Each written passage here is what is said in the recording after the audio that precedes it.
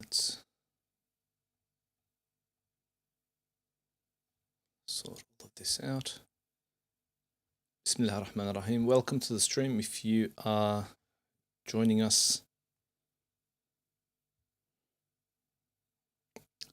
about Ramadan preparation. Rajab, Sha'ban and Ramadan. We are in the 3 holy months in Islam, and as a Muslim I wanted to share some tips, some personal and some professional tips about how to use this as a kind of a launch pad to, if you will, work through ways to ensure we have lasting habits, that we have the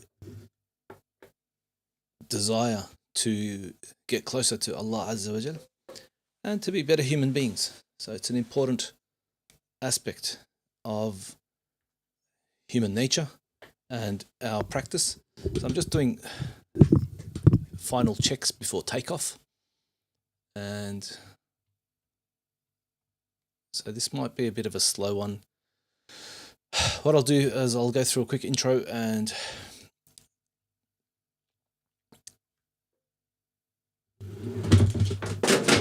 alrighty, that was fun. Don't lean your phone against that next time.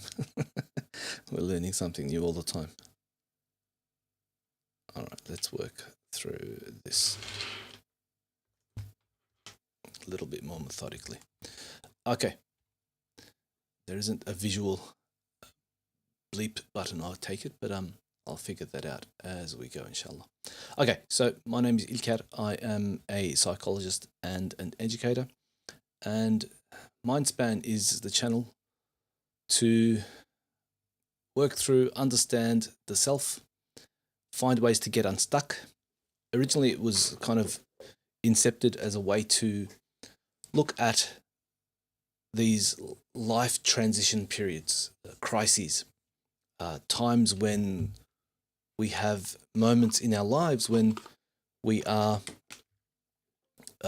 in between phases, in between stages, working through elements of our life that affect us in a way that is outside of usual functioning. And so I have some ideas today, and here's the breakdown basically. So we have a sort of a 4-quadrant method, inshallah. So we have number 1, what are we stuck with? What are you stuck with? So the title of the stream is, get unstuck and prepare for Ramadan. So we're going to go through 5 major tips today, and then we will look at maybe some bonus ones if you stay till the end, if we get some engagement. Drop a comment in terms of where you're listening from and where you're at. I'm located in lovely Melbourne, Australia. And, one of my goals throughout my life, throughout my career, whether it's in education or in psychology, is always to ensure that the student, the client, the patient has primary interest.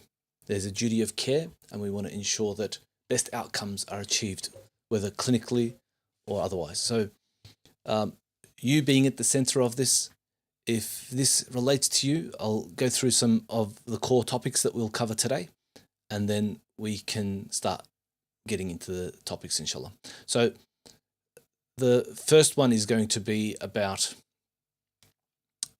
getting unstuck initially. All right, some motivation in terms of what to do, how to get rid of procrastination. What's the process? What's the remedy? What's the consequence? What's the cost if we do? What's the cost if we don't? And then we'll look at ways to focus attention, how dopamine affects us, the consequences of that, building habits around it, being aware of the dynamics of dopamine and other neurotransmitters as well. I don't want to get too nuts and bolts unless otherwise requested or needed. Sometimes I go off on a bit of a tangent, but that's okay. And then number 3 will be, how do we stay unstuck? Because it's sometimes easy to either impulsively or in a planned way work through a stuck situation and get through into a new phase of functioning. And that can be tough to sustain and maintain. So we'll look at getting stuck into how to get unstuck, inshallah.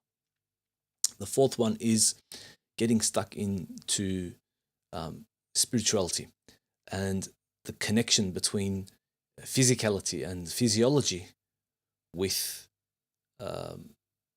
obviously psychology, the psychological functioning elements of that, but also the psycho-spiritual aspects of our lives. So being able to output spiritually sometimes relies on our energies, on our emotion, on our caloric expenditure, and there's an aspect of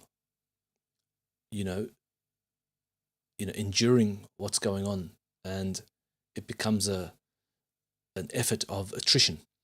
And so to prepare, not just mentally, emotionally, psychologically, socially, occupationally, but also physically as well.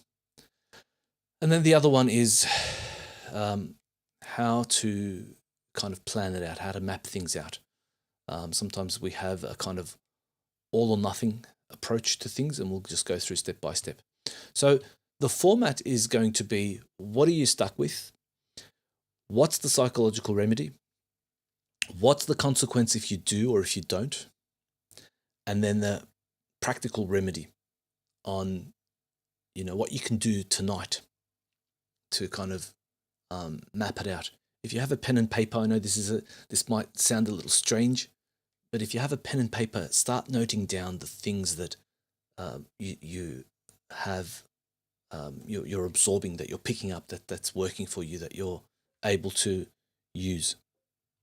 I might just periodically check in on what's going on. It's my first live stream in a while. I've done some draft ones here and there, so a little charitable behavior goes a long way, inshallah. Just want to do some final checks before we kick off. And if you're watching this live, or if you're watching this, and no one is at the moment, so that's okay. It's to be expected. And we often have this approach of, we need hundreds or thousands or millions of people watching. And I think, if we have that approach that one person is listening, and I think it's a virtuous thought. We sort of have this idea, even if it's one person, and that's how it should be. Saving one soul could make all the difference for us, for you. All right, let's have a look at some final adjustments before moving on, and then we will get underway.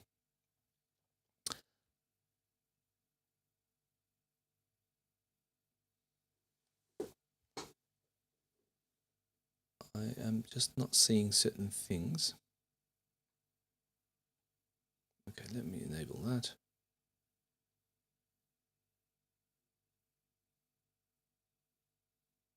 Okay.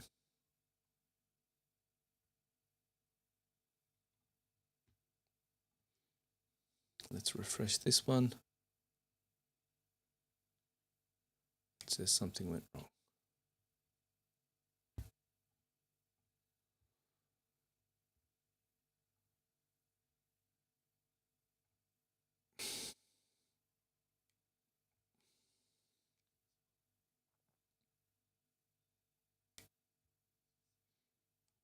All right, I apologize. Just skip ahead if you're watching this after the fact, but I want to get things right. Make sure you have a good experience and that it's beneficial and useful.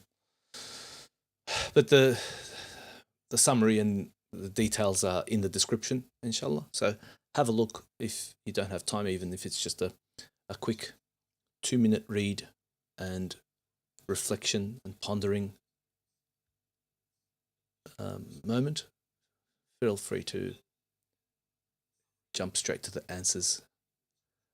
In future, my approach is to sort of improve a little bit each time, and if it's 1% improvements here and there, then that will serve to improve the production and the experience and the quality of education, and tweaking, getting feedback from engagement and comments.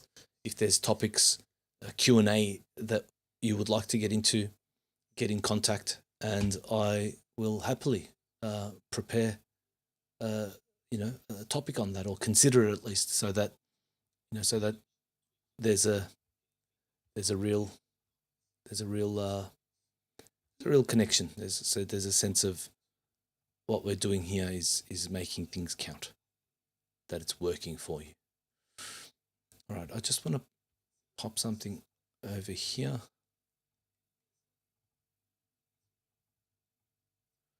To see.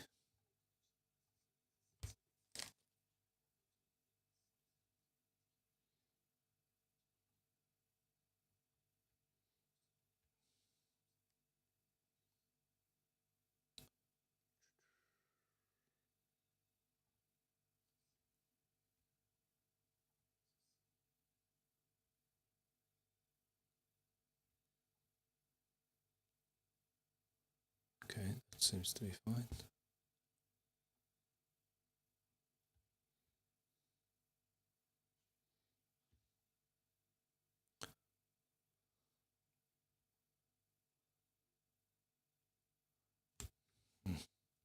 Okay. One final thing, and then we will. I keep saying that, but I'll get there, I promise.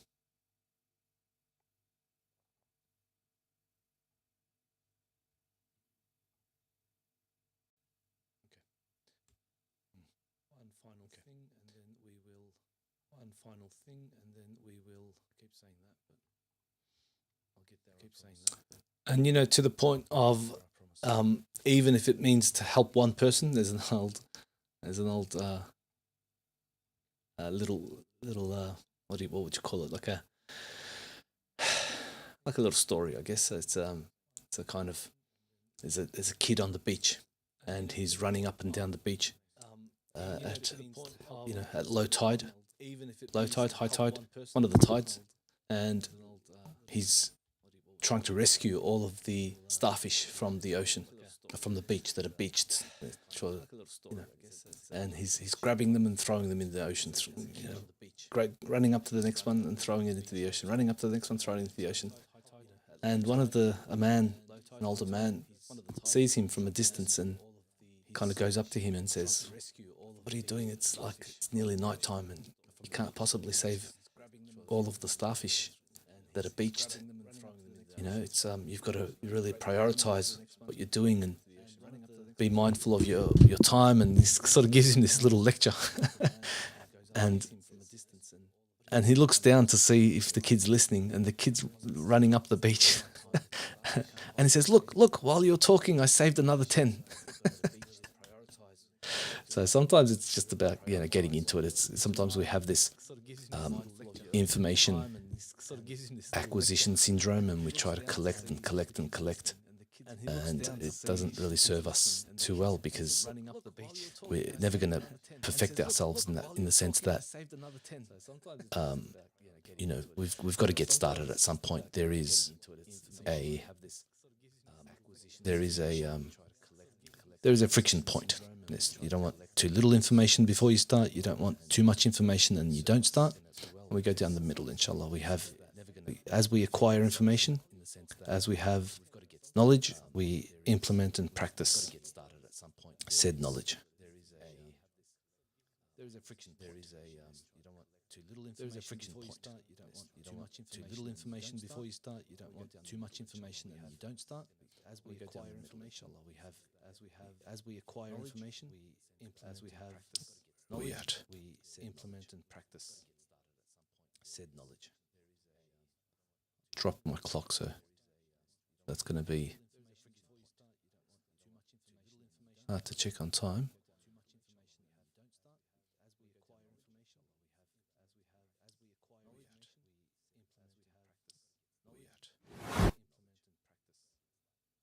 drop my clock, so that's going to be drop my clock, so that's going to be hard to check on time.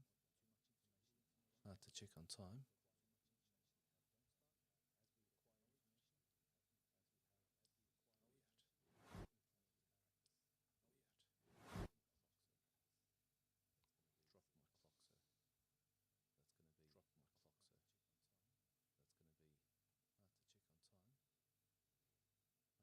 Okay.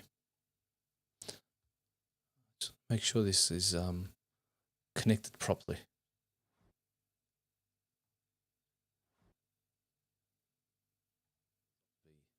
Yeah, okay. All right. I think we're good.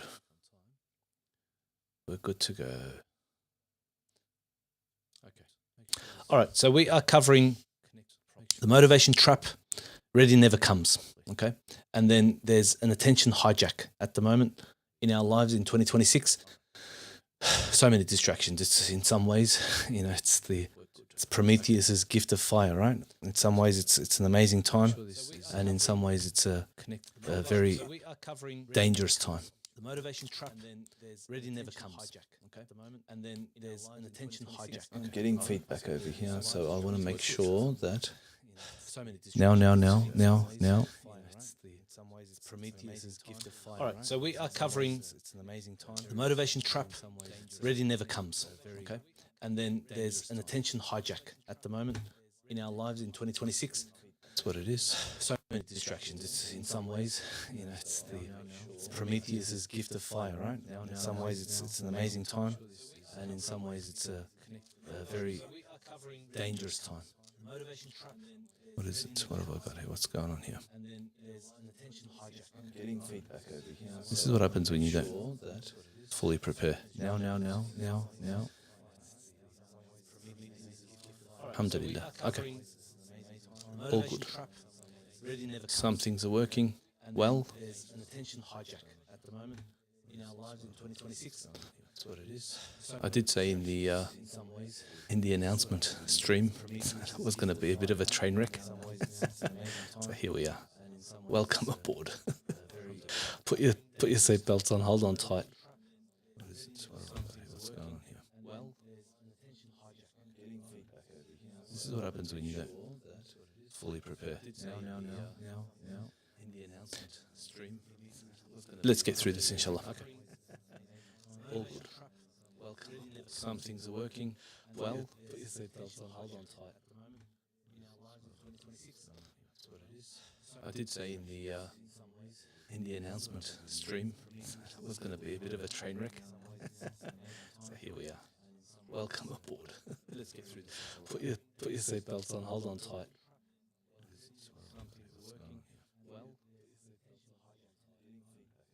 This is what happens when you don't fully prepare. All right. I need. Let's get through this, inshallah. I need some tips about a proper workflow. Okay. Just make sure that I'm not getting the feedback that I was earlier. Yeah, it's still coming through. I need to fix that. Okay, I think that's going to do it. I need some tips about that setting. Might be the one. Okay. Yeah. Just make sure that I'm not getting the feedback that I was earlier. All right. I need to get through this. Okay, so I need some tips about a proper workflow. No, still going. Okay. I'll just pause that maybe. Maybe that's what it is.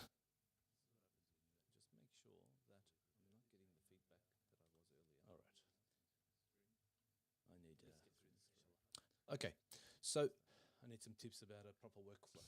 No, still going. Okay. I'll just pause that maybe. Maybe that's what it is. Okay, so I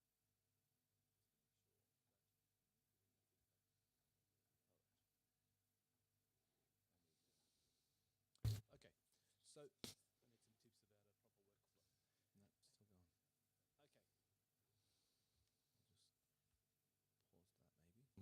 Maybe that's what it is.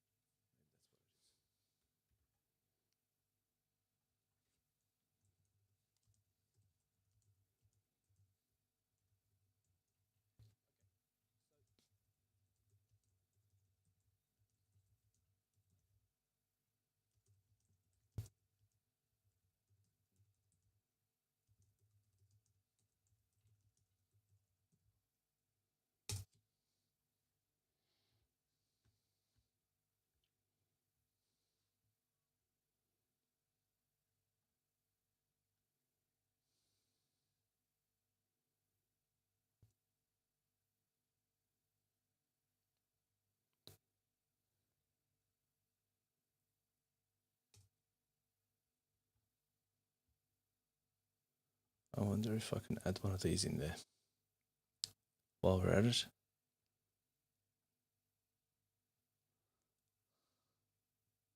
Let's see if this works.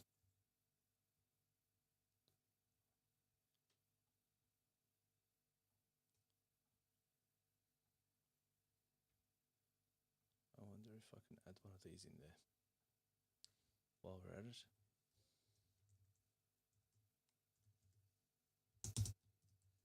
Let's see if this works.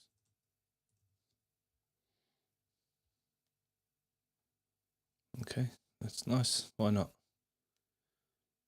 It's a bit big. No grandiosity intended.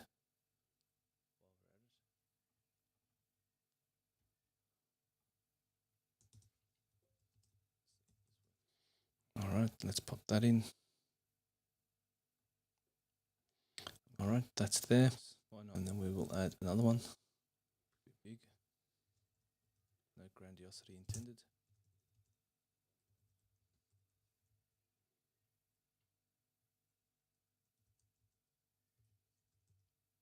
All right, let's pop that in. All right, that's there. And then we will add another one.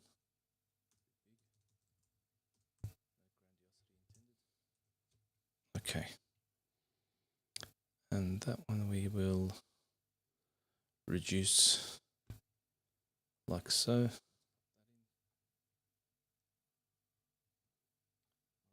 All right. Getting somewhere.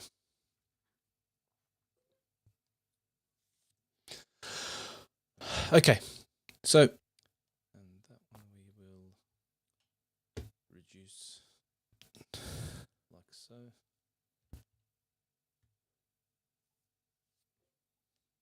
All right. Getting somewhere.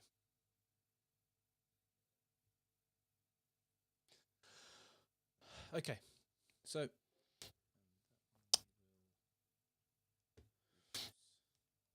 So here's how we're doing this. Each of our topics has 4 parts, as we said earlier. There's a sort of 4 quadrants working through. And basically we want to know what it is we're stuck with, what's the psychological remedy or the trick or the tip or the clinical pro tip to get through, what's the consequence of that if we don't, and then what's the remedy, something practical you can do today, tomorrow to kind of work through that as soon as possible and immediately. All right. Also, stay to the end because I'll give a 2 or 3 maybe bonus tips that make Ramadan feel lighter and more sustainable, inshallah. But let's quickly check in to see what's going on, whether you're listening to this now or later. Type where you're watching from and give us a thumbs up. It will help the channel. It'll help me improve my production flow and just my workflow in general, and help with the channel in general.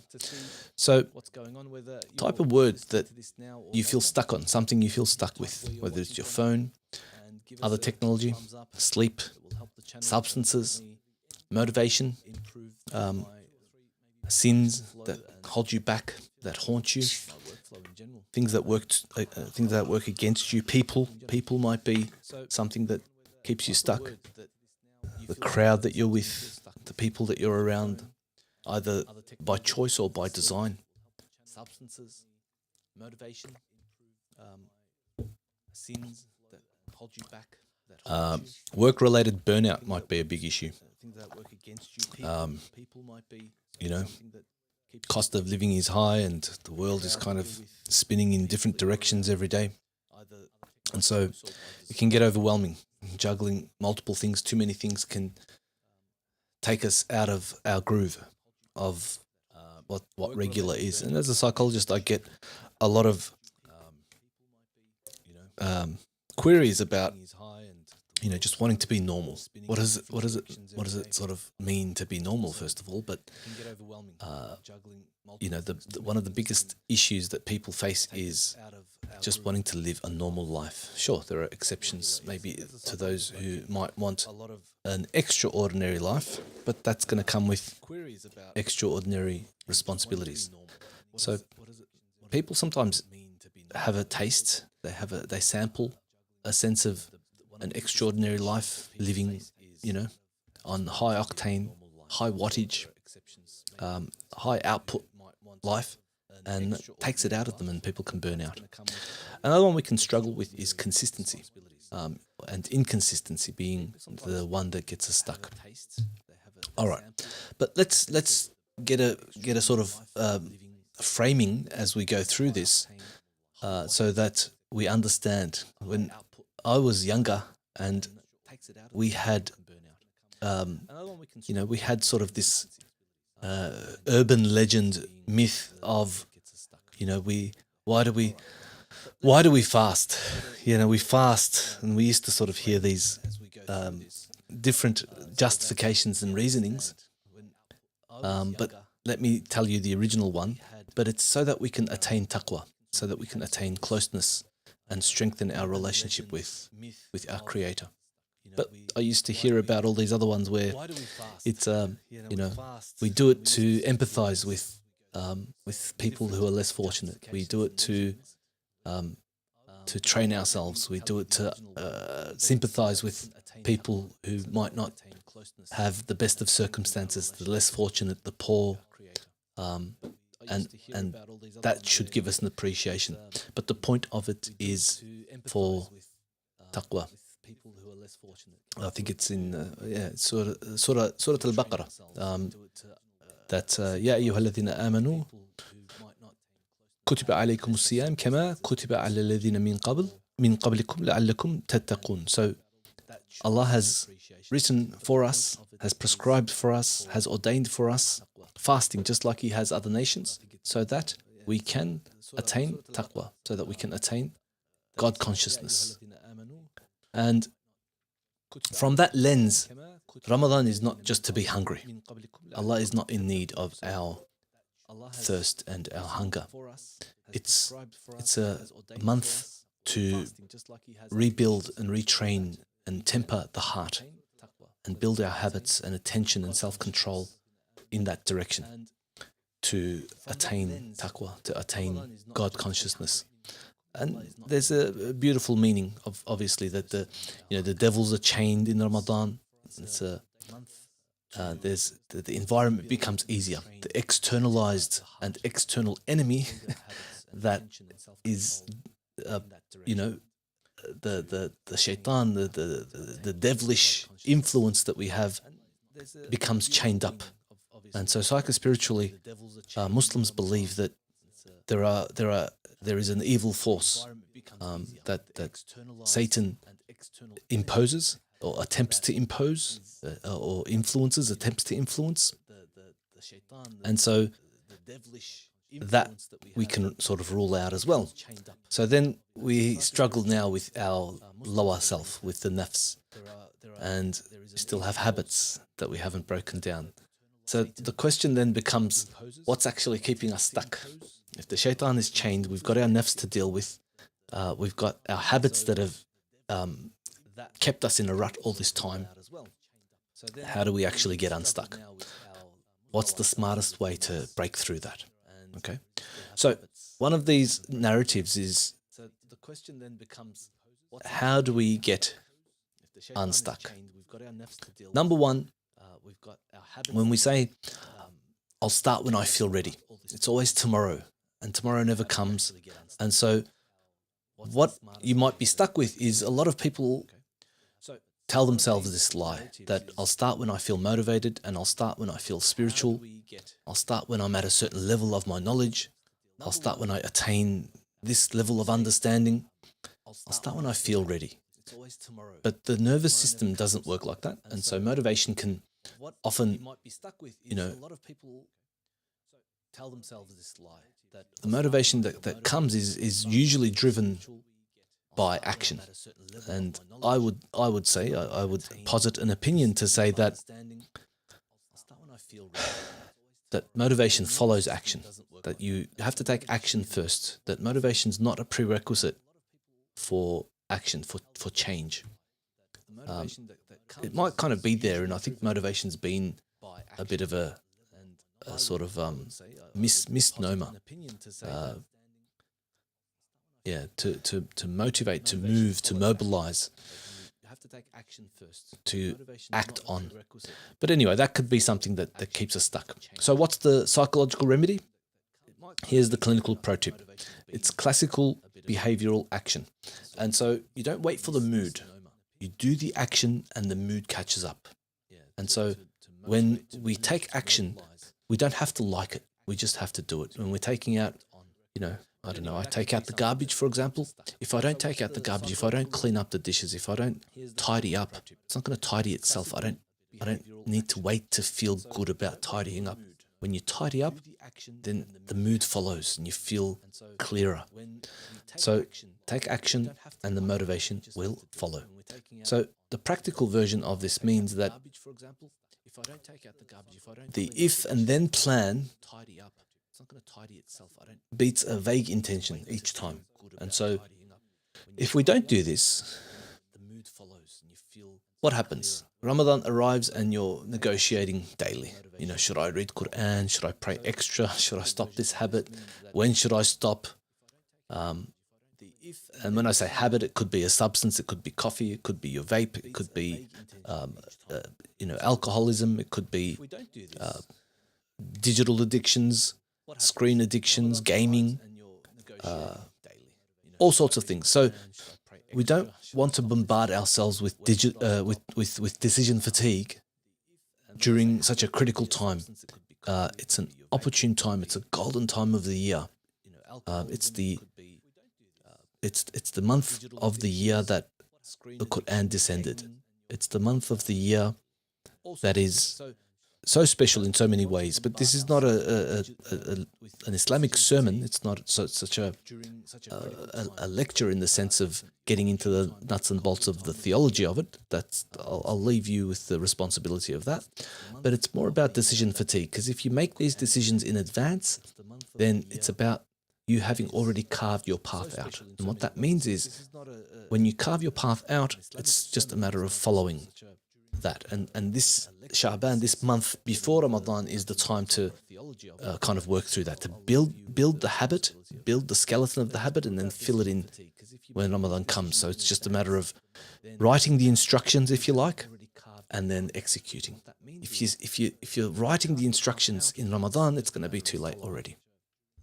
So if you do this now, you enter Ramadan with momentum, with actual momentum, behavioral momentum, emotional momentum that you're already accustomed to. You're not bargaining, you're not going through decision fatigue, there's no friction.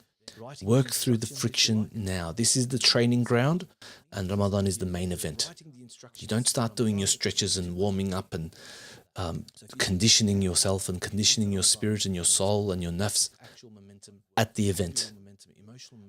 You've done that. That's the hard part is there. If anyone's ever run a marathon, you will know that the marathon itself, the main event of the marathon itself, is not that difficult if you've put in the training. If you've done the right thing, if you've done your miles and your kilometers leading up to the race, the day of the race, your 4 or 5 hours, whatever it might be, is going to be relatively easy because you've built up to that volume over time. 42 odd kilometers from a 5 kilometer to a 7 kilometer to a 10 kilometer recovery, tired, being fatigued and getting back into it and staying up to date with your nutrition and your habits and sleep and making sure the body learns to recover. You break it down and you recover again. Now when you get to the race, the body's already been through all of that. It's rewired itself. The biology is prepared. The physiology is prepared. The mental game is there because you've been up those hills. You've been down those slopes in a way that has trained the body. You don't have blisters on your feet anymore. If you try to do all of that on race day, it's just, you're going to break down. So the training period is now in Sha'ban, and even some might say it's in the previous 11 months leading up to Ramadan, that we live our lives throughout this year. I think that's a beautiful way to think about it, and some of the Sahaba used to do that. That 11 months, I'm not certain about the authenticity of it, but I remember hearing my teachers, my beloved teachers, talking about that they would spend 11 months of the year preparing for this 1 month. So tonight, what's the remedy? How do we fix this? do a 2-minute contract. Whether you write it down, I would say keep it out of your phone because it's going to get lost inside the apps, inside the many screens. Put it on a piece of paper, put it on a post-it note in front of your face, next to your drawer handle, inside your car, stick it on your steering wheel. Not a big plan. Just take 2 minutes, write a contract. Pick 2 or 3 micro habits. Okay, small. Start small. It's like a snowball. And once it picks up momentum, it'll pick up mass and it'll build up and it'll just accumulate and you'll compound that habit, whether it's quantified by time or volume or effort, and that's going to get you that win leading toward Ramadan, so that you have the motivation, that you've trained yourself, you've worked through. You don't have to rely on motivation. You just have to go back to what it was that you did in the past 30 days, and when Ramadan comes, you're ready to go. You've already built up the momentum. It's just more of the same, but now you can sort of focus. But we'll come to that. So pick 3 micro habits, write them down. 2 minutes of Quran, 1 page even a few ayat with meaning. 2 minutes of dhikr or istighfar, find time to connect with remembrance. 2 minutes of planning your next day's worship. Think about where you're going to offer your prayer, how you're going to perform it, what surah you're going to read, what chapters of the Quran, which verses you're going to read, so you can connect with them when the time comes, when you're at the masjid, in the rows with your brothers left and right. What are you connecting with? So get your notes, get your pen and paper, write them down, put them in front of your face where you can't miss it. Shame can be a useful tool. Let it shame you. Let it be confronting. Let others see you. What's this? Why are you writing this down? Why have you got this here? Tell your kids, tell your family. This is what I'm doing. This is my goal. I want to change. It's a transformation. It starts with the post-it note, like a sticky note. Shame can be a useful tool. All right. Now, then we could say maybe for this to kind of stick. It's a transformation. It starts with the post-it note, like a sticky note.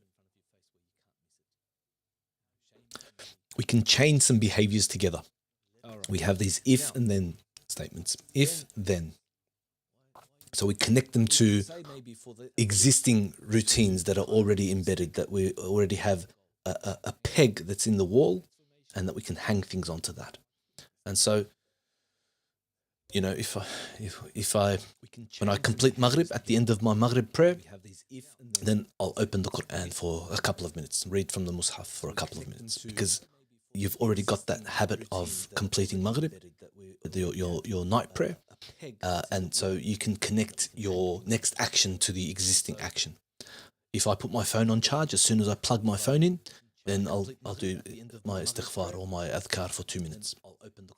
If I wake up, then I'll make wudu before I touch my phone. These sorts of things. Because you're going to wake up, that's routine, that's habitual. You're going to plug your phone in at some point. So if you start connecting some of these micro habits to existing foundational habits, then it's just going to be a build on. You don't need to sort of start from scratch. You don't need to rethink it all and redesign everything. Just peg it onto what you've already got. Because you're going to wake up, that's routine. And training the nafs is like training a muscle. You don't get jacked overnight.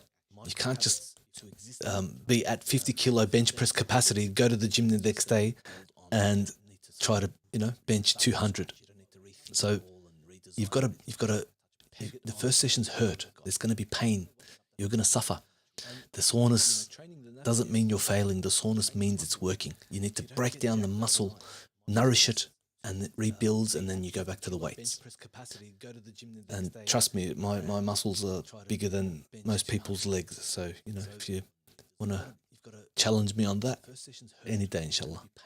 But it's an important aspect. The muscle needs to break down in order to build what's going on there. So, if you're watching this now, whenever you happen to be watching this, whether it's live or otherwise, put in 2 minutes, just 2 minutes. Keep telling yourself, just 2 minutes. If you can commit to 2 minutes tonight or tomorrow, Maybe tomorrow is a bad thing. That's a bit soft of me to do that. Do it tonight.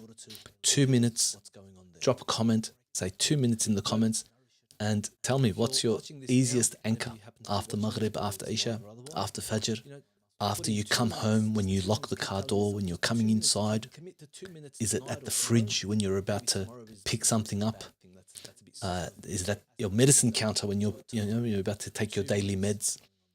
Is it at your coffee machine where you've got something there? Is it on your steering wheel? So far we've covered tip 1. Don't wait for motivation to build. Have a tiny and consistent start. Okay, let's go to tip number 2 now. So tip number 2, we're going to say that, in an attention-driven economy right now, eyeballs are the currency.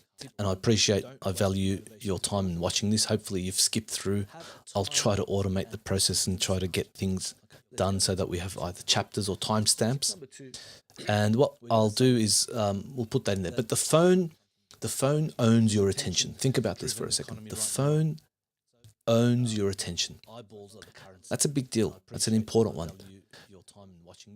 And when the phone has our attention, it doesn't easily let go because it's designed that way. When it's traditional drugs or substances, there's a reinforcement schedule, meaning when you take some, just want to adjust something here. Let go because it's designed that way. When it's traditional drugs or substances, that's a bit better. There's a reinforcement schedule, meaning when you take some, there's a schedule of. No, that doesn't seem right.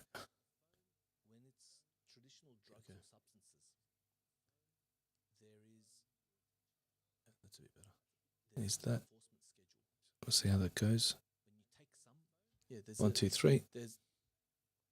Just checking how this might be synchronized. No, that doesn't seem right.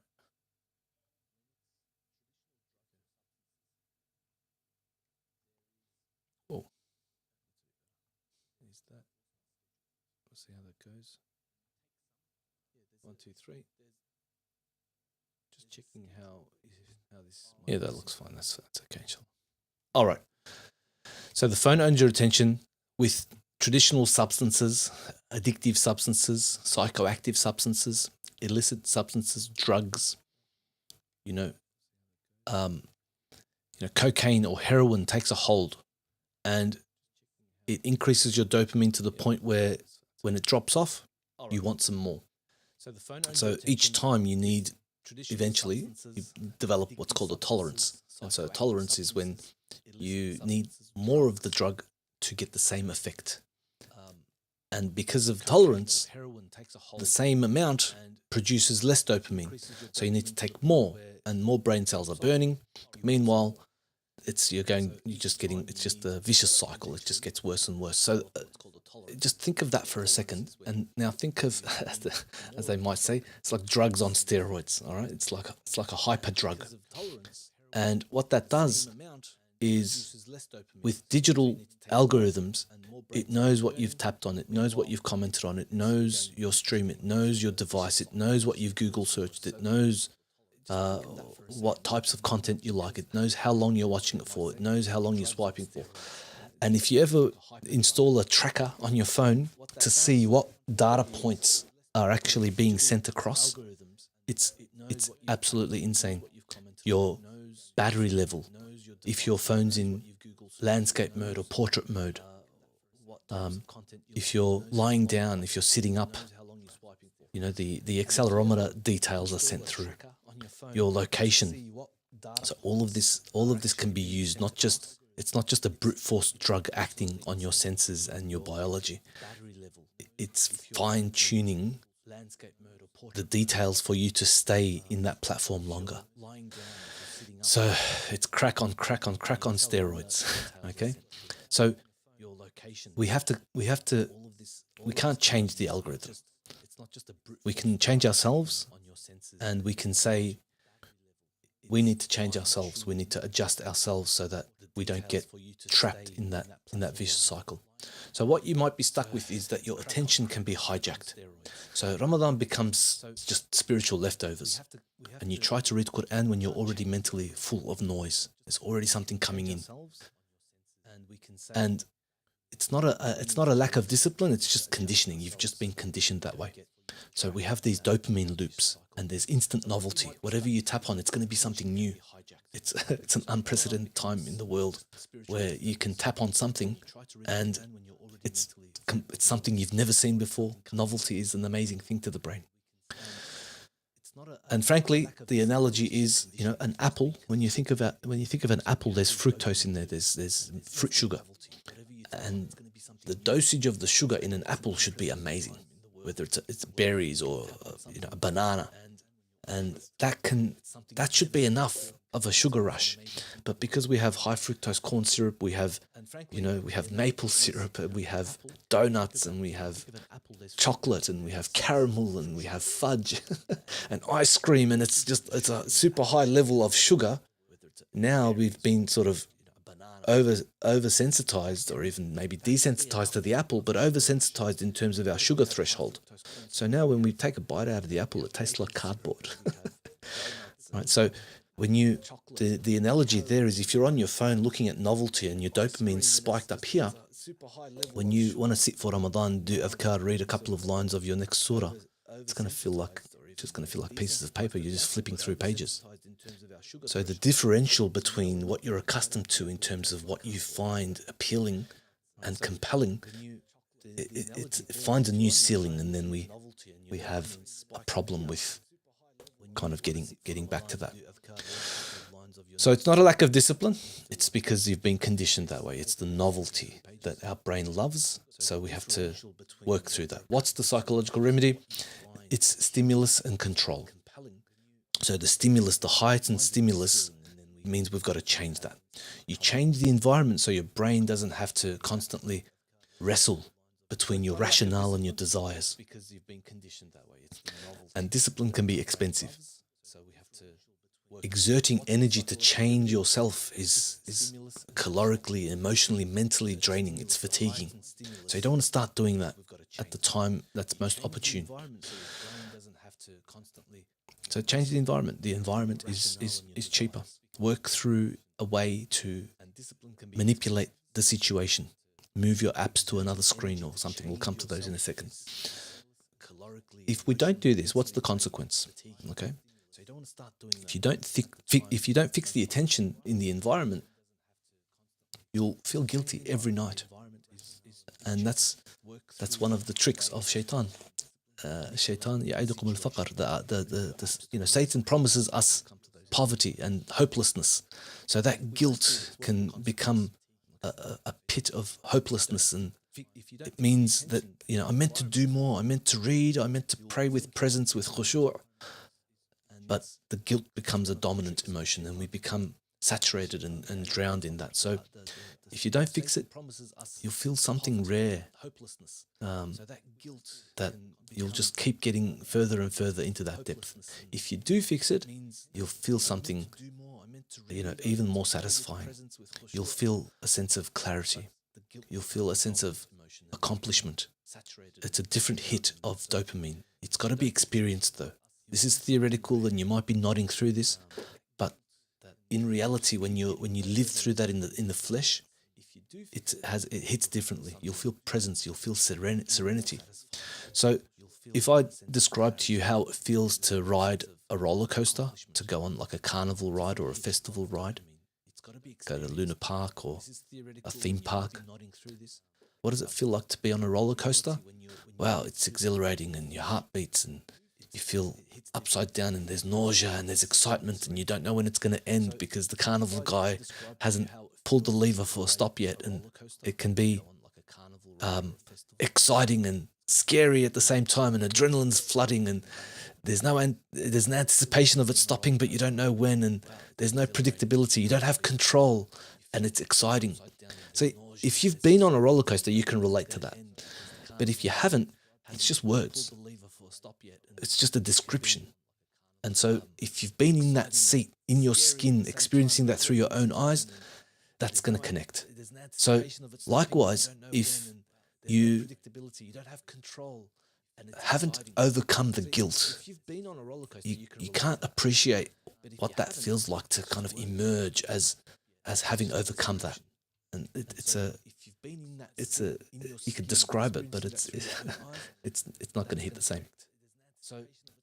So what's the remedy? What do we do tonight?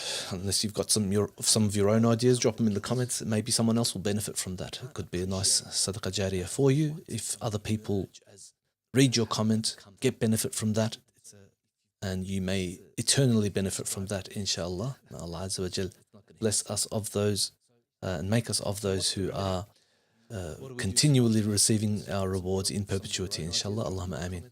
So, what's the remedy? Let's do some, let's think about three friction points that we have, and we can replace those. Okay, so the first one, move the main social apps off the screen. Okay, bury them, put them inside. I've got a folder. I've got a folder on my home screen, for instance. This is just what I find to be useful. It adds an extra layer of friction. So I put the apps that I most frequently go to, I put them inside another folder so that I don't have direct access. It's just an example. That's just level 1. Okay. If you want to go level 2, have a nested folder structure. Put them on another screen.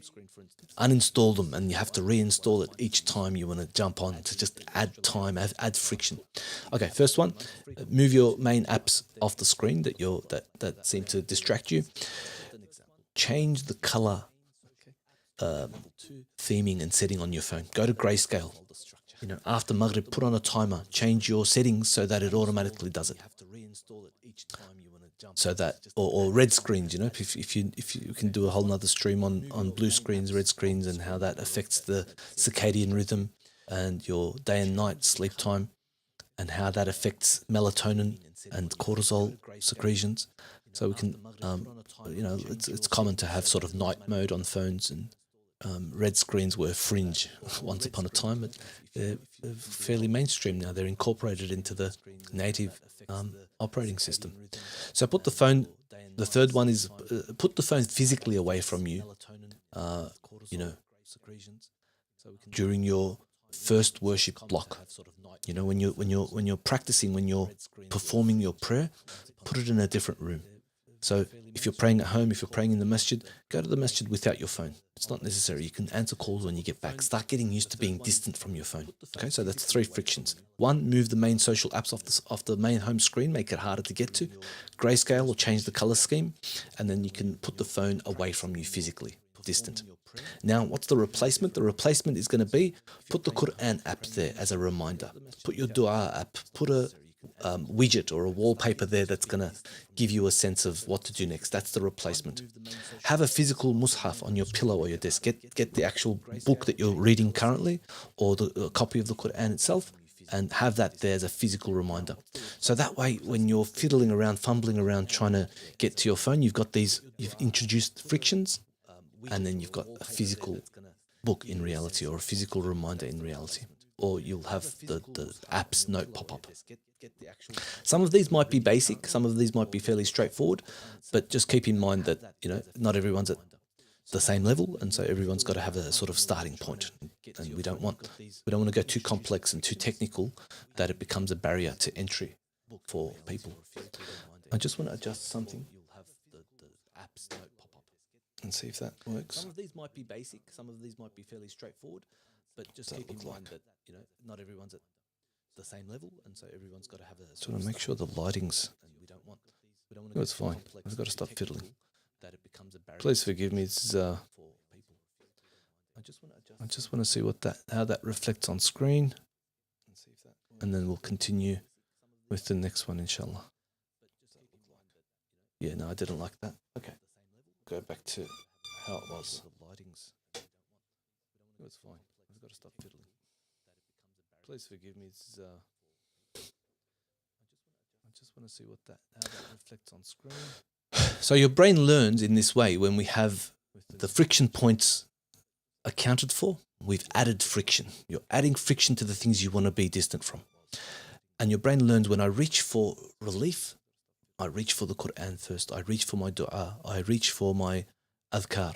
I have my dua book, my Hisnul Muslim, my fortress of the Muslim with lots of prayers in there. I reach for my 40 hadith of Nawawi that I can go back to. I can look at my, my daily sunan booklets, or the book that I'm reading currently. It might be all sorts of things, but replace it.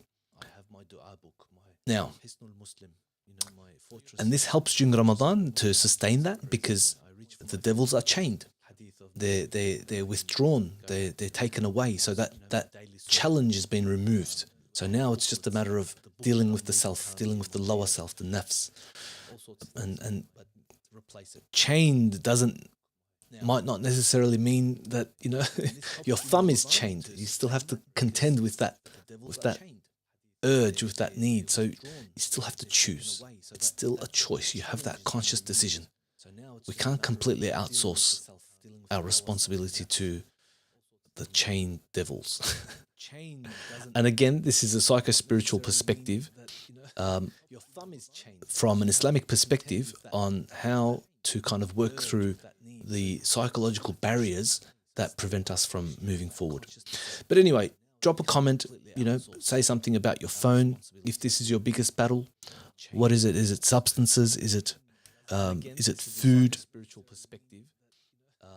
Is it other technology? Is it your drone? Is it your PlayStation or Xbox? Is it a particular app? So we can kind of work through. And what's the most dangerous time? If we identify some of this, what's the most dangerous time for you? Is it after Isha, when it's bedtime, when we start kind of getting towards the end of our day? Is it when we're in bed? Is it when we're alone? Is it when we know we're going to the weekend and there's a sort of gear down of, okay, we can just kick back and relax and not really think about anything, and reduce the effort for the rest of our lives? We've put in all that work to earn our dollars and cents and darahim, but we want to just kick back when it comes to what's ultimately going to help us work for, to earn for our hereafter. So we got to really kind of have an equilibrium when it comes to where we're exerting our effort. Is it at works during our breaks? Is it when we're around certain people? Are those our sort of dangerous times? We want to just kick back when it comes to what's ultimately going to help us work for, to earn for our hereafter. So we got to really kind of have an equilibrium when it comes to where we're exerting our effort. Is it at works during our breaks? Is it when we're around certain people? Are those our sort of dangerous times? We want to just kick back when it comes to what's ultimately going to help us work for, to earn for our hereafter. So we got to really kind of have an equilibrium when it comes to where we're exerting our effort. Is it at works during our breaks? Is it when we're around certain people? Are those our sort of dangerous times? Seems we might have had a technical issue, maybe. Let's see how that works out. I am not sure if that's gonna... All right. I'll move along. I'm sorry if the audio has been... We might have had a bad technical issue, maybe. Let's see how that works out.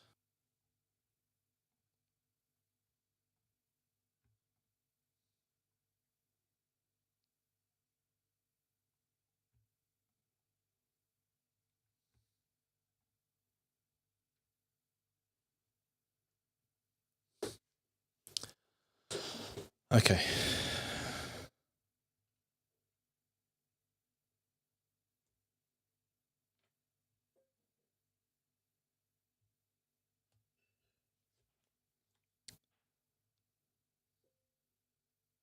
All right, we're going to move through at a bit of a faster pace at the moment.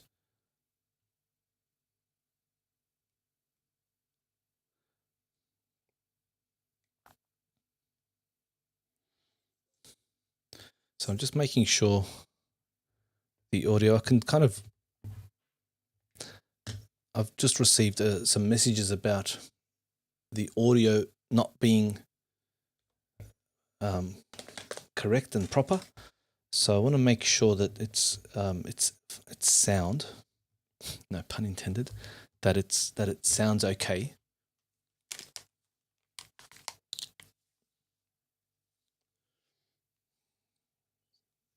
Everything seems to be functioning, but let's carry on.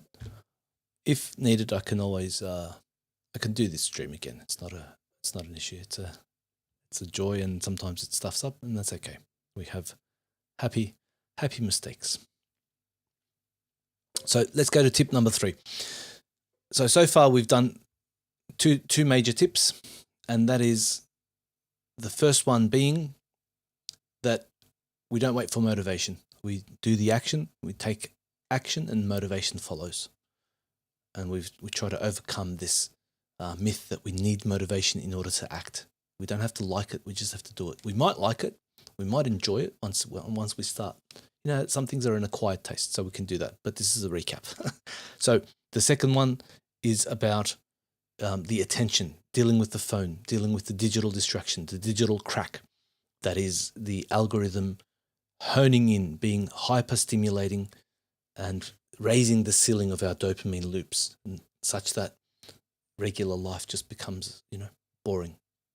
So the things that we know are better for us that end up becoming boring are actually very good, and we want them.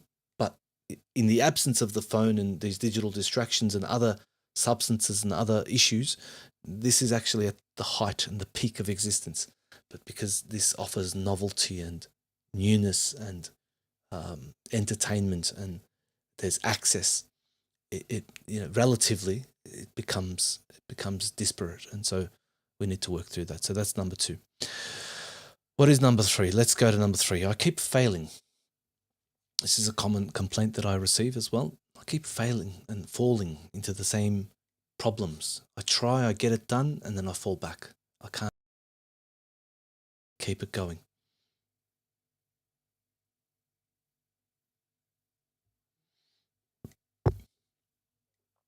So what you might be stuck with is that, a lot of people are stuck with sometimes the same sin can be a problem, the same problem behavior, the same issues might be, keep us stuck in a sort of shame loop, and we have a slip up, we end up in shame, we're disgusted in ourselves, and then we avoid worship, we avoid engaging in faith-based activities, and then we think to ourselves, maybe, I'm not good enough, or I'm not righteous enough, or I'm not holy enough, I'm not perfect enough, and then we slip into it again. So that loop can perpetuate and just take us further and further off track. And it's not a humility problem, and it's different from hopelessness, Yeah.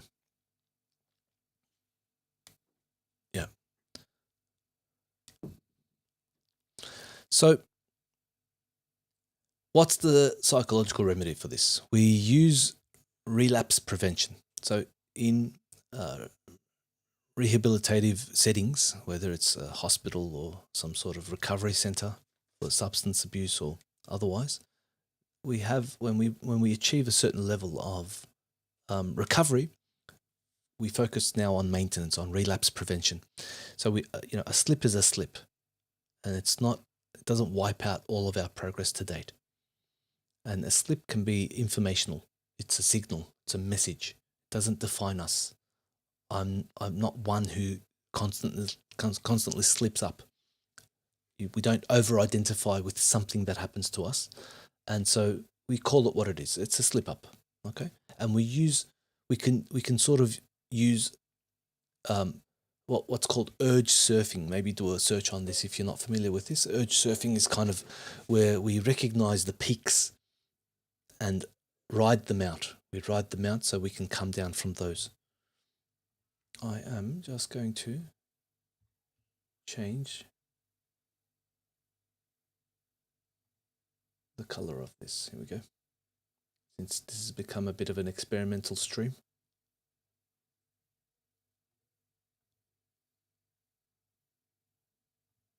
What does that do? Okay. Let's make it... Let's try some different... No, that's the background.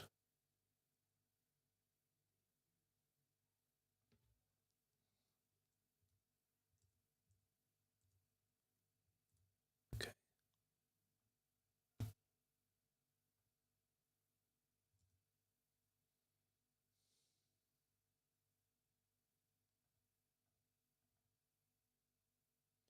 Anyway, let's move on.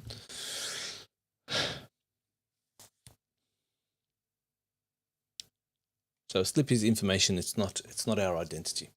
And urge surfing we mentioned, so find the peak. When we get to the peak, we want to ride that out of us so we can delay, we can distract ourselves positively, find ways to get through it. And we can, clinically speaking, we can check our triggers. And a simple tool that you might think about is the HALT technique, HALT. HALT meaning stop, okay? And then we can ask, are you hungry? Are you angry? Are you lonely? And are you tired? HALT, HALT. And that gives us pause to kind of think through the main things that might be affecting us, that might push us over the edge, push us beyond that urge to succumb. So we pause and we just take account of what's going on. Are we hungry? Are we angry? Are we lonely? And are we tired? So that sort of taps into most of those regular functioning human states. And most spiritual failures are also nervous system failures. We have to, we have to ensure that we've got our physiology in check, as well as our psychology, as well as our emotionality, as well as our sort of mental health in general. So let's do that. The consequence, if we do, if we don't. Here we go. The consequence, if we keep falling into the same problems, if we keep repeating bad habits, sinful behaviors, let's say, if you don't break if you don't break the shame cycle, you're going to go into Ramadan with secret despair. You're going to be on the back foot from the get-go. And so that can have a devastating effect, because you'll get to the end of Ramadan and you'll have regret. Should've, would've, could've. And that's going to devastate you, and you're going to miss out, and you may not live to see Ramadan, even this year or even the next year. So we don't know. We try to make the most, in the present, and we think about the future. So Allahumma balighna Ramadan. So we ask Allah to allow us to reach Ramadan in good health and in a good space to earn good deeds, inshallah. So we want to, you might still fast, but you're going to be in despair. You're going to have this feeling that's going to linger on. You're going to be walking around with a sort of dark cloud. Whereas if we break that shame with a plan, we're going to enter Ramadan with tawbah, with intelligence, with foresight, with humility, with a cleaner heart. And so the remedy is tonight, when the urge hits, use the HALT method. Okay, are you hungry? Are you angry? Are you lonely? And are you tired? So do that. Delay for 10 minutes. Just delay. Just keep delaying. And again, you can introduce some friction points from the previous topic as well. Make wudu. Okay, refresh your wudu. Have a shower. Cool yourself down. Take a breath. Go for a walk. And tell yourself, look, this is a wave. This is just a wave. I don't have to obey it. The wave overcomes us. It swells. It mobilizes us, but we don't have to ride that wave. We can just surf the urge and just allow it to pass us over. It will pass. Then we can have something of a practice, whether it's, go and pray rakatain, go and pray 2 units of prayer, make tawbah, do some istighfar, read your pages of Quran, call someone, send your salam, send them a message, send them a picture, Get in touch, connect with your people. You know, consistency is going to beat intensity. So you don't want to overwhelm yourself and fall off and slip so hard that you're going to end up becoming, regretful and stay in despair.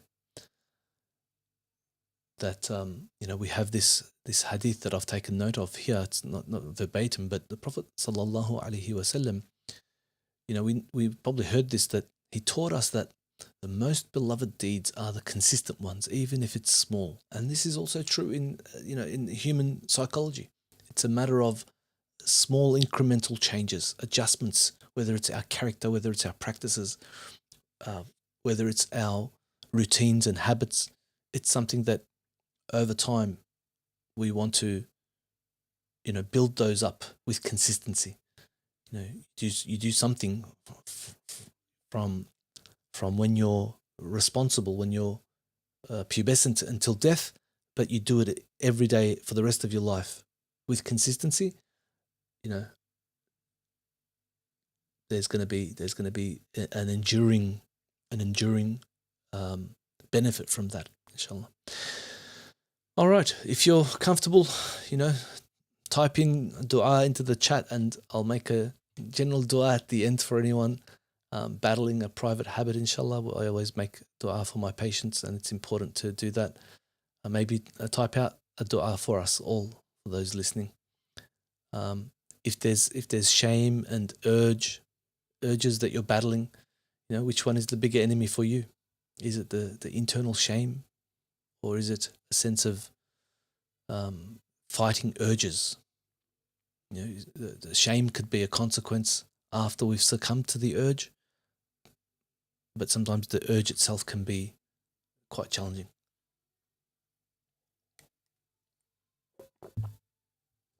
All right, so here's the recap so far.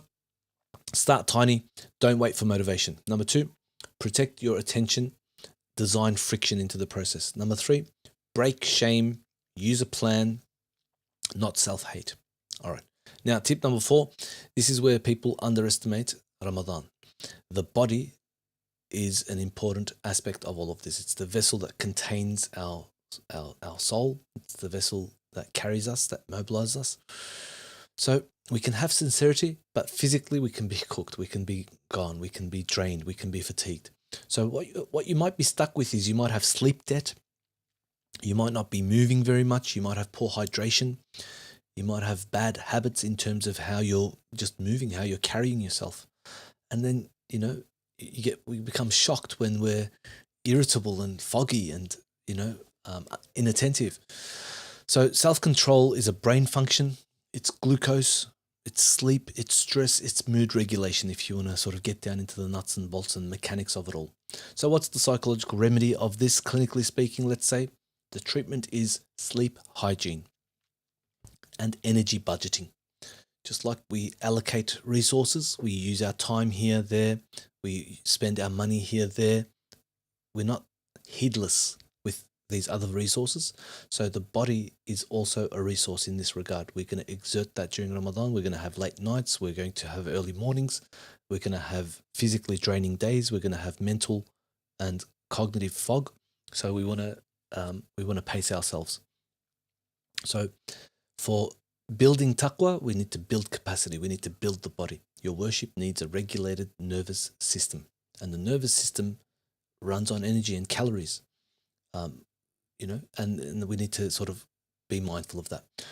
What if we don't do this? What's the consequence? If you don't fix those foundations, you're going to have Ramadan anger. You're going to have a grumpy Ramadan, and you're going to resent fasting. You're going to feel grumpy. You're going to feel out of character. You're going to resent Taraweeh. You're going to be tired. You're going to put things off. I'll just pray at home, and then you're not going to go. You can pray at home, and it might be better for you. Allah knows best. But you're going to be snappy at your family members. You're going to be snappy at work. You're not going to be productive. So if we get into that habit from now, then the guilt is going to make the month feel heavy. If we do fix this, on the other hand, then your worship becomes more present. You're going to be less forced. It's going to be smooth sailing. You're going to enjoy it more. You're going to be able to take the flavor of the month a little bit better. So the remedy is have a baseline plan. Start training your sleep from now. Pick one consistent time that you aim to be in bed. Not perfect, just consistent. Okay? Could be minutes a day that you adjust. Wake up a couple of minutes earlier and go to bed a couple of minutes earlier. And slowly that window that you're waking up, late in the morning and going to bed late at night, we're bringing that window back. Even if it's a minute at a time or an hour at a time, everyone's got their own starting point. So you know yourself best. Have some movement incorporated. Do a 10-minute walk. Go and do an extra workout. Run an extra 10 kilometers. But everyone's got their starting point. If you don't want to go from couch to 10K run, for example. You don't want to go from never been to the gym to an hour-long gym session. Start small. But for generally speaking, a short walk isn't going to harm anybody, unless you've got medical advice to the contrary. But that's an exception, right? This is not prescriptive advice. It's sharing some experiences. It's nice to get blood flow, to move the limbs and prepare and limber up to get moving. Think about wudu and your purification. Don't rush it. Use wudu as a sort of nervous system flush to kind of cleanse the skin and allow yourself to feel that difference in temperature. And again, the analogy of the gym, you can't build muscle while refusing yourself protein and sleep. Those are key components of building a solid, physique. So it's the same with spirituality. You can't build presence while sort of, running on 4 hours and rage scrolling and then coming off that and trying to, switch off and on like a robot. It doesn't quite work like that. So drop a comment, say sleep if you know you need this, and tell me what's harder for you, sleep timing or waking up for Fajr. Okay. And so far we've done 4. Now the final tip, this one prevents the classic crash. Number 5 is I try to do everything and then I crash. So what you might be stuck with is with, all or nothing spirituality, this idea of planning a heroic Ramadan. And by day 4, you're exhausted, you're spent, you're wasted, and you become disappointed and you become disheartened. So the psychological remedy is have a values-based habit and minimum viable consistency. Have consistency that you can sustain. Don't increment it to the nth degree just yet. Get to a baseline, and we want to find a smallest repeatable unit. Okay, remember that, a smallest repeatable unit that we can maintain with consistency and sustain, based on your values. The consequence of not doing this is that you can overcommit and you just quit because it's too hard. You've bitten off more than you can chew. You've written a check that you can't cash. Okay, and you quit. You interpret quitting as being being a hypocrite or some sort of hypocrisy. There's self-shame, self-blame. It can affect your sense of self-worth, and it's gonna affect you longer term. And you're gonna go back into that cycle, and you're never gonna really progress through that. If you commit to a sustainable chain of actions, you finish strong, and your identity shifts. And if you might sort of have this self-script of, look, I'm the kind of person that shows up. At least you show up. It doesn't have to be complete and perfect and attain excellence. It might just be, I just show up. I just got my shoes on the bench for a walk. I've got my workout clothes ready. I've done my gym membership. I've got my supplements. I've got my nighttime routine. I've got my Maghrib provisions. I'm ready for my sahur at Fajr. You're showing up. You're just making initial steps. But here are some 3 essentials that we can kind of have as some non-negotiables, that we can make sure that we protect our fard prayer, that we make sure that we attain, that we're hitting all of our salawat. Have some daily Quran, whatever your level is. If it's 5 pages, if it's 3 ajza, do that. If it's 1 line, do that. Okay, but have some daily Quran. Connect. And the daily character target, focus on something that, maybe it's your tongue, maybe it's your patience, maybe it's your generosity, maybe it's your sense of forgiveness, holding things back and holding things down and holding on to things. So work on some of those. So your fara'id, daily Quran, and a sense of character. Focus on something. Tongue, patience, what do I say? Generosity, forgiveness, just virtuous elements of yourself that you want to hold on to or build, and vices that you would like to remove. Think of those as how we can kind of get through those. Make it a habit, make it stick, and then you will be able to do that with some of the information in here, inshallah. And we can, as we said before, we can stack those habits. Habit stacking is a powerful way to do that. Like I was using the analogy of a peg earlier. So when you have salah, connect to your salah 2 minutes of Quran. After your Quran, then you can do some dua. After your dua, you can put your phone away. So we can it becomes a chain reaction like dominoes. If we set it up in such a way that you have a routine built on your existing pillar, then that's going to flow forward a little bit more. And remember, all of this is for taqwa. It's for building taqwa. This is not just a practical, pragmatic training exercise. We want to have a 30-day, it's not just a 30-day, guilt marathon. We don't want to just shame ourselves into oblivion. But yeah, 3+1, folks. 3+1. Maybe just drop a comment about your character target. What is it? Is it your patience? Is it your sense of, do you put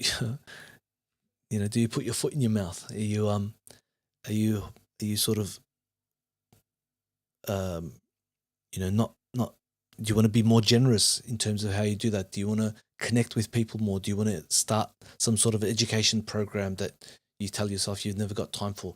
Give yourself the provision to build your character, to build your virtuous characters, inshallah.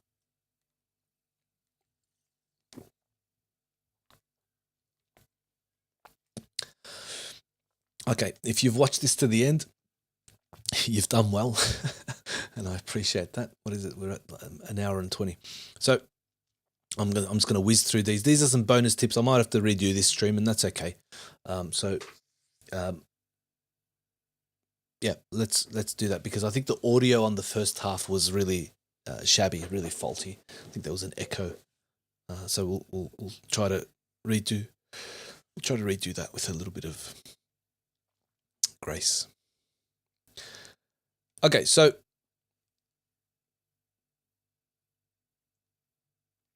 here are some bonus tips that I've thought through, and maybe we can go through these at a faster pace.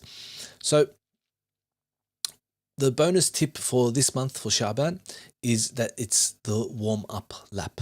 Okay, don't do anything then except Ramadan to feel, to make it feel easy. Pick one warm up, small, extra fasting, maybe extra Quran, maybe one consistent dhikr, and then build on that. It's a warm up. Don't go hard. Just build up to it slowly. Preload your environment. Bonus tip number 2. Preload your environment. Get your mushaf ready. If it's a large one, if it's a small one, the one you regularly read, whatever it is. If you need materials, if you need resources, start doing that now. Don't go on a hunt for resources, at the main event. Do that. Prepare in advance. Have an iftar system. If you're going to book your iftars, I know it's a good time sometimes to connect with community. I know sometimes people have the opinion to not go to social iftars, to kind of focus on that. So I'll let you decide. Allah knows what's best, and I think find a balance. It's a good time to connect with people, not at the cost of the primary valuables, inshallah. So have an iftar system, whether you want to pre-populate a calendar for your iftars, if you want to pre-schedule work to get that done, have it out of the way. Choose a consistent prayer space to perform your prayer. If you want to move around from masajid to masajid for tarawih, go from masjid to masjid, but you might just have one sort of foundational place where you want to do that, and keep it consistent so that you're reducing friction. You don't have to decide each time. So you can weigh the pros and cons of that. Have a Ramadan playlist. Okay, have your reciters ready. Have your surahs ready. Have your juz ready that you want to listen to and memorize. Okay. Bonus tip number 3. What are we up to? 3. Your shaitan is chained. Mindset is an important one. Use it as a window of opportunity so you know the enemy is chained down. And when it feels easier, that's an opportunity. Don't waste it. Gravity has been reduced and you can jump as high as you like, to use an analogy. Okay? That, the bungee cord has been released from our back, and we can propel ourselves forward. And the fight is still there with the nafs, but we can reduce that. So use this opportune time to make the most of that. Okay, I want to close with a quick recap. Inshallah, we covered 5 ways to get unstuck before Ramadan. We're in Sha'ban now. We're in the 3 holy months. We have Rajab, Sha'ban, and Ramadan. And before Ramadan comes, we've got a good 25, 26 days, depending on when you're watching this. Don't wait for motivation to start. That's number 1. Start tiny with an if-then plan. Number 2, protect attention and have phone friction. Move apps away. Level 1, level 2 we discussed. Have some sort of a replacement to introduce and substitute that with something so that you don't end up with dopamine deficit. Break shame down so that you're not putting yourself into a hopelessness loop. Slippages are informational.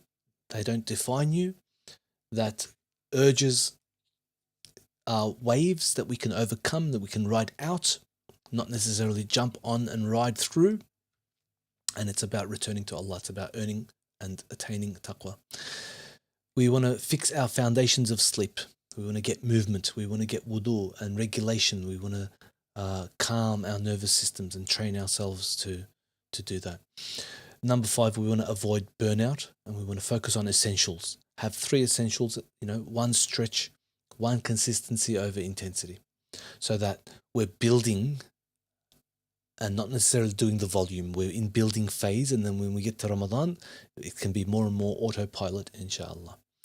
If you're watching this later, drop a comment. Which tip hit you most, 1 to 5, and tell me what you would like to hear, what conversation about next.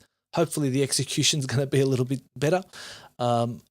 Forgive me, I'm trying to work through this. I'll try to rip the audio and post it onto a kind of more listenable format, because the next live stream that I'm thinking about is kind of maybe Sunday night, to kind of work through a Monday-itis cure. I hear this a lot as well. When Monday night comes around, whether we're working or studying or have families, the week begins. If you're outside Australia, your weekend and weekday might be different. Your Monday-itis might be somewhere else. You might not know what Monday-itis is. Look it up and we can talk about it. So that's a thought that I had to do a sort of regular live stream for, and how to go from sort of weekend drift to a sort of stronger week spiritually and psychologically. But nothing's locked in yet, so it just depends on the engagement and what your suggestions might be. But that's welcomed. I want those. I want you to put forward your suggestions, inshallah. What do you want to? What problems do you want to solve? Do you have procrastination issues, low mood, discipline issues, anxiety, social anxiety, anger issues, emotional regulation, dysregulation, phone addiction, substance addiction, digital addiction, other behaviors that you find troubling? Drop it in the comments and I'll build around, what you actually need, inshallah. So, in closing, Allah Azza wa Jal, let us reach Ramadan and let Ramadan reach us, inshallah, with cleaner hearts and stronger habits, with real taqwa, inshallah, and the right intentions, bi'idhnillah ta'ala. Allahumma ameen. Wassalamu alaikum wa rahmatullahi wa barakatuh. Thank you for listening, and I look forward to reconnecting with you at the next one, inshallah. Take care.